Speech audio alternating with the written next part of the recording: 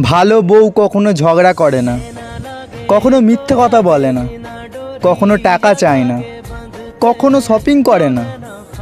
আর এরকম বউ কখনো পৃথিবীতে পাওয়াও যায় না।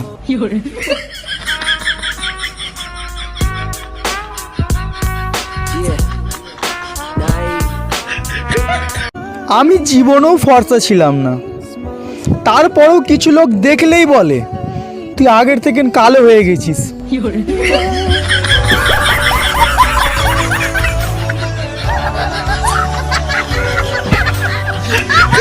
ছেলেরা যতই মেসেজে ফেসবুকে ফেক আইডি বানাও, মনে রেখো কন্যাশ্রীর টাকা কোনোদিনও পাবে না।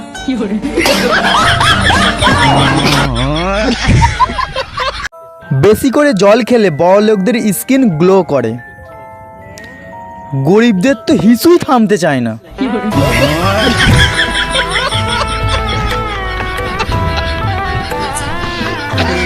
দেখো, প্রথমে 1 টাকায় আনাজ পাওয়া যেত, তাই আনাজের ছাপ আছে। এখন 1 টাকায় কিছুই পাওয়া যায় না, তাই বুড়ো আঙুল দেখাচ্ছে।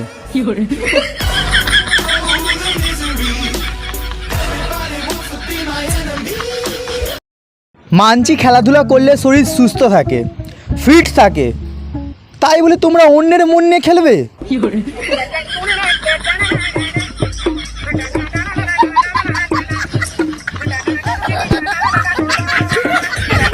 মনে রেখো প্রথমা, বল।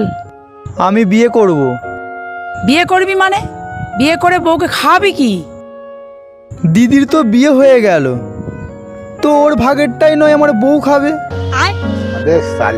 बेटे हाँ बेटा मौज कर दी, हाँ मौज कर दी वाह बेटे वाह।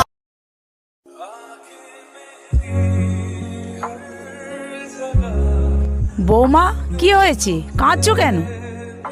মা, আমি কি পেতনির মতো দেখতে? একদমই না।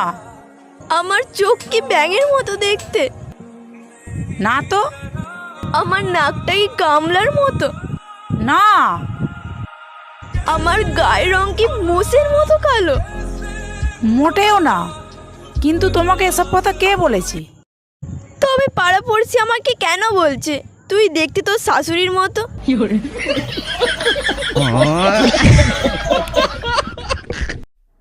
সে আমাকেও চাইছে, আবার শান্তিও চাইছে।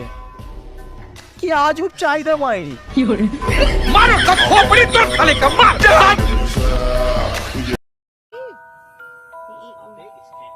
ছেলেটির নাম ছিল রূপঙ্কর বাগচি, আর আধার কার্ডে নাম এসেছে ভয়ঙ্কর হাগজি।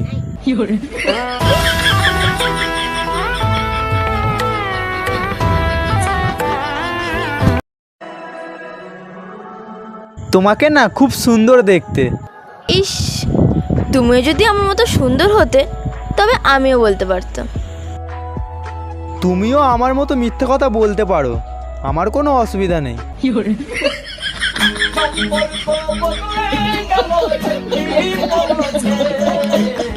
আত্মবিশ্বাসের কথা বলছো?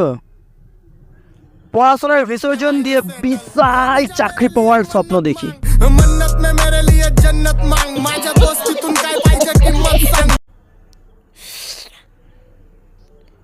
জলের ট্যাঙ্কিতে চা পাতা ফেলে এলাম, এখন কল খুললেই গরম চা বেরোচ্ছে।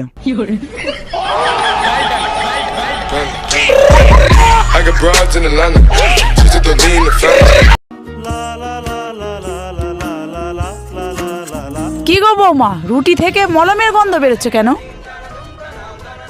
না, মানে রুটি পুড়ে গিয়েছিল তো, তাই আমি মলম লাগিয়ে দিয়েছি।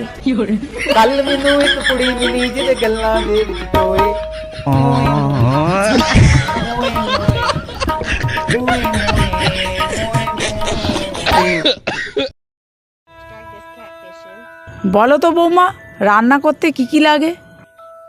অসহ্য লাগে, বিরক্ত লাগে, আর গরম লাগে।